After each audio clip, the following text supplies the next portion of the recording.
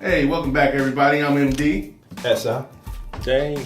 This is The Chop, bringing you a male perspective on today's hottest shows. And do remember, a chop means it's hot, swerve means it's not. Now let's get into it. First show we're doing, The Ballad of Buster Scroggs. This was on Netflix. What y'all think about that one, fellas? Well, okay. Ballad of Buster Scruggs, it's good. There's like 6 stories in one movie. It's a movie, it's not a series. This is a little different.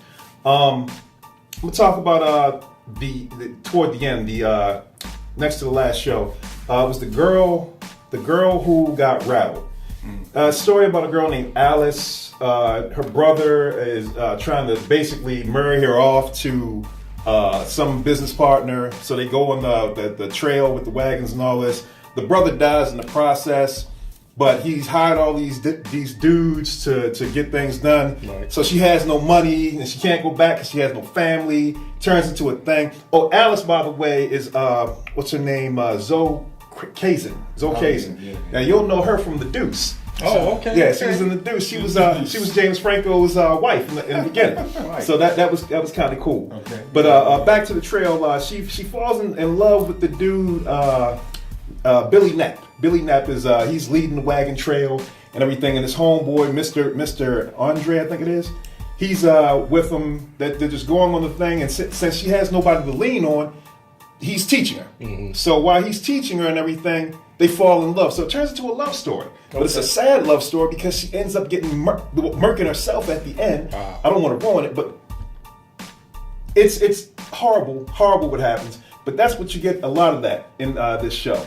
And then in the very last piece, the Mortal Remains, it's called, without even going into it, it's the story of death. The 3 people in the train or on the wagon are actually dead already. And they're going to that transport place. They just don't know it. And death is riding it. It's wonderfully depicted. But that was just a piece that I saw. What about you?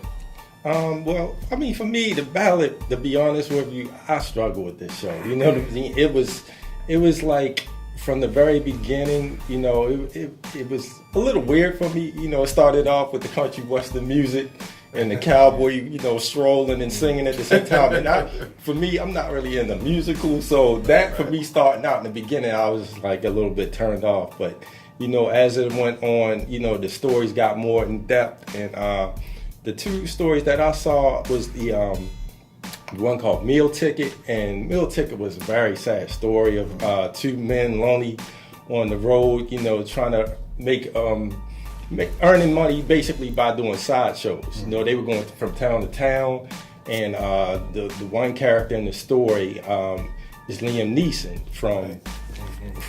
from Taken movies, and in this role, he really doesn't have a lot of dialogue. He's pretty much the boss, and he's taken his wagon from town to town, and he has a showman who basically has no legs and no arms, and he's basically giving like speeches and stories. And you know, as the story went on, it was just kind of long and drawn out, very depressing. For me, it was hard to keep my attention. That sometimes I felt like I was going to fall asleep. You know, it was just like, this is such a struggle for me to get through. So for me, it was a bit of a tug, you know, emotionally, but I just wasn't really feeling it that much. Yeah. See, and I was looking at it when you told me about the musical part. I went in and I have a mixed emotions on the musical part because I kind of like the singing. I mean, now I wasn't, you know, too hooked on it, but they gave you just enough to make it like an eerie comedy. You know what I mean? Like a dark comedy. So he's singing, shooting people's fingers off. You know what I mean? So I'm like, oh, okay, well, let's see where this is going. And then next thing you know, it's his time to go. Like, this whole thing is dark. It takes you into like a weird place because they kind of pump you up with this like excitement, and then they just boom, they cut it. Like, and it's on to the next story. Exactly, right. Like, and on to the next story. You're like, dang, I didn't even really get to disperse my emotion for this character, and now I'm already, you know, into another character. You know what I mean? But I'm gonna give it a shot, just because I thought it was worth taking a look at, and it gave a lot of perspectives on on death and things like that. Which Right. Lawrence Rollins, thanks again for suggesting this. I'll definitely give it a shot. I like the whole concept of death going in full circle. Well done. Well done. For me, it was a swerve. I was just ready to fall asleep. I was struggling, fellas. It was hard for me, but No doubt. All right.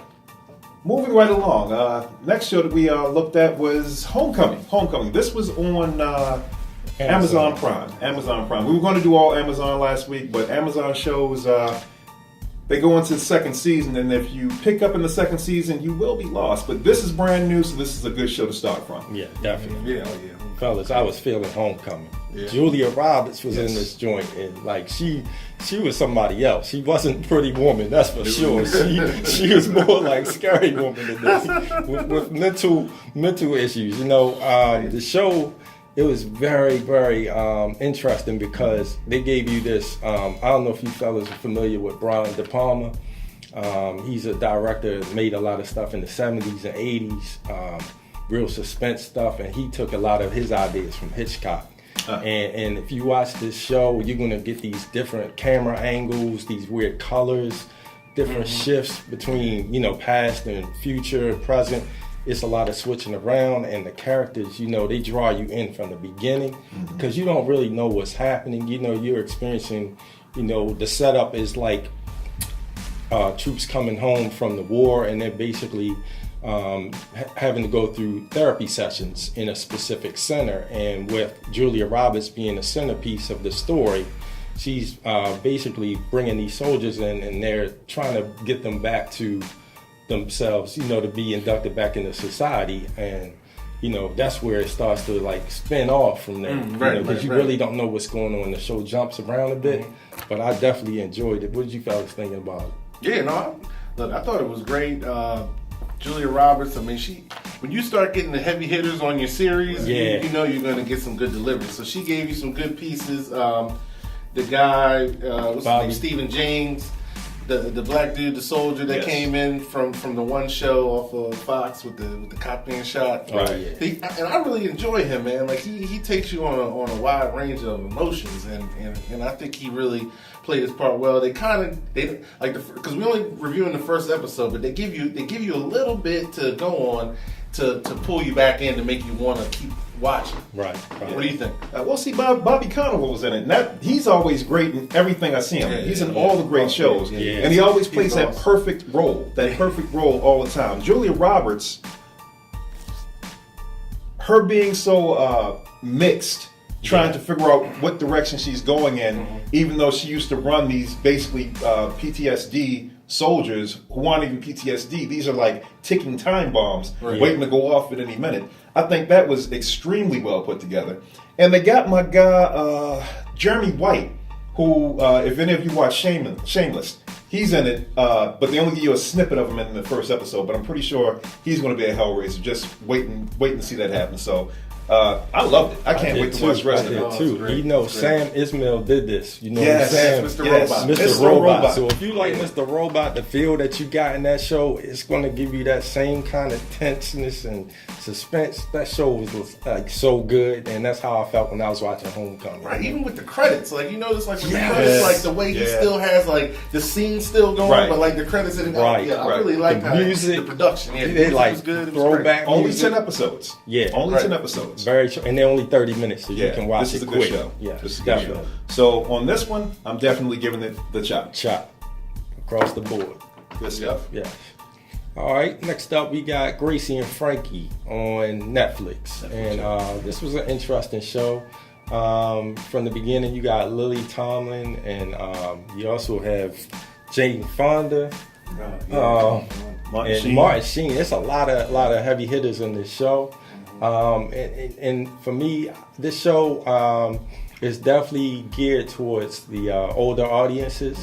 I guess for those who like to watch, a lot of shows back in the 70s and 80s, it kind of has this kind of feel that you used to get back in those times with a lot of shows on TV, but this is Netflix, so they can go a little bit further in the material with what this show is about. What did you fellas think about it? Well, from the beginning, I mean, the show, it grabbed the way it's written. It grabs you. Like some of the little things that went on, like when the two ladies not liking each other. Yeah. So before they even get in, the one lady makes a text to someone, "Hey, get me out of here in 10 minutes." Who hasn't done that in like their regular day-to-day life? Then it turning into, instead of a regular dinner, some type of coming out dinner. That was different. Right, yeah, it was. And the whole episode was a little deeper to me because it was like touching on different degrees of love, so to speak. So like the one couple has no real love for each other at all. It's just more of a we deal with each other. Where the other couple has like, and I love you, but I'm not in love with you. Feel right. I used to be there. Right. It's here now. Yeah, and now they're just two dudes in love. So it turned into like a different type of love story. Right. Even dealing with the children trying to engage. Yeah, it was. I thought it was well done. Yeah. But something that was weird to me, like I'm seeing a lot of. What's with older folks and liquor on food? Is that like really a thing? Yeah, I'm seeing with that the ice cream. I was like, whoa. I'm seeing that in a lot of different shows. Yeah, maybe that's really a thing. It's like they starting a new trend with this thing. I'm like, yeah, no, I noticed that. Yeah, I don't know. Is that a thing? What are your thoughts? I mean, I agree with you. It's definitely a different kind of love story. I did like the fact that.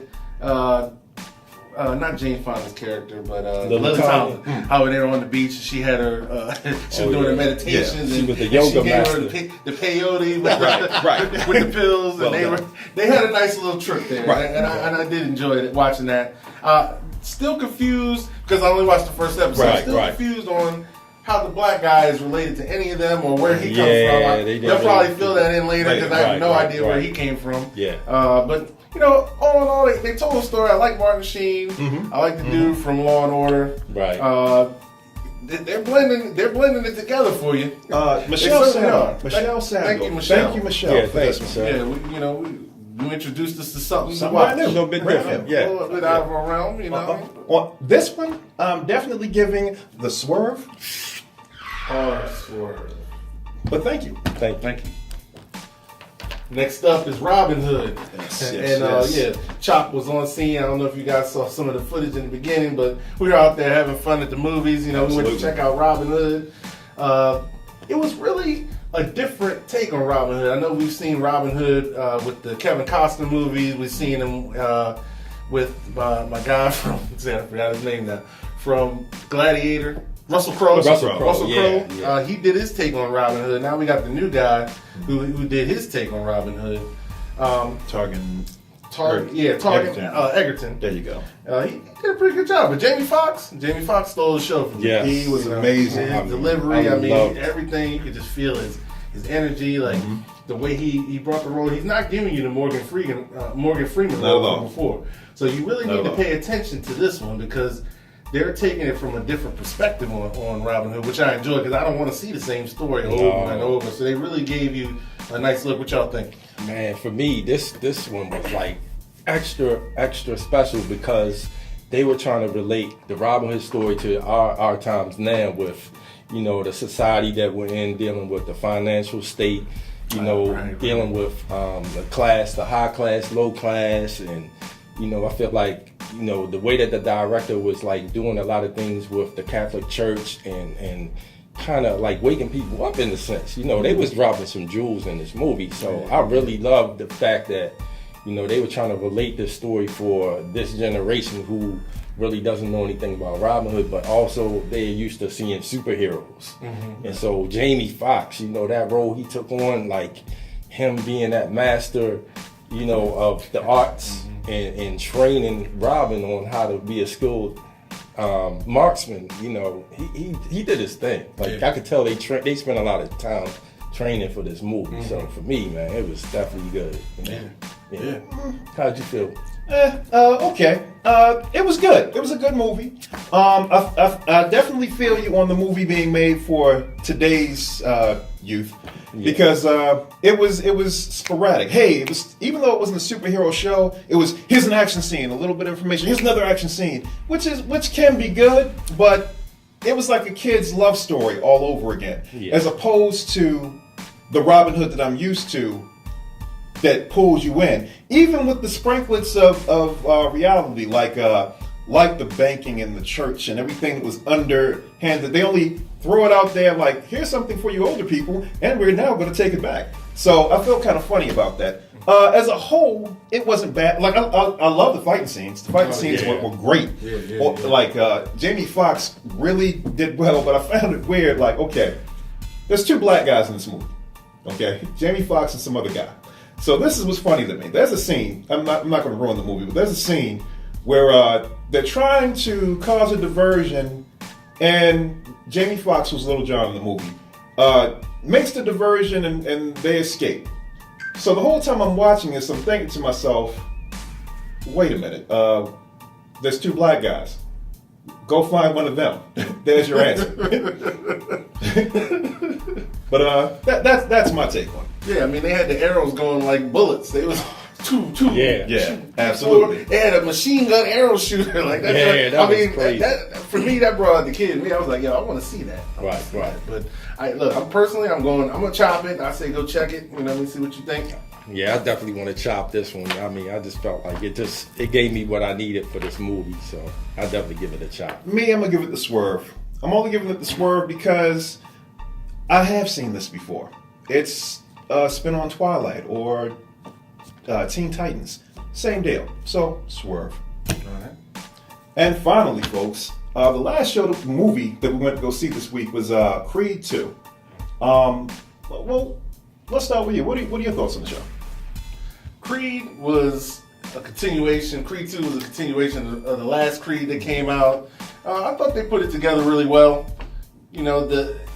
They brought you into the fight scenes and all the boxing like it was a real boxing match. I'm sitting in there, thinking like, oh snap, will he dodge, move, and they kind of take you on an emotional ride with him because Michael B. Jordan, he's giving you a lot of different ranges of emotions. So he's really going through his ploy being, Creed's son and all, and him being with his girlfriend, and he's trying to get with her and mend things together. He's really trying to get his career to the next level. Right. They start off with him, beating ass. You know what I mean? And so he's thinking, he's on top. You know what I mean?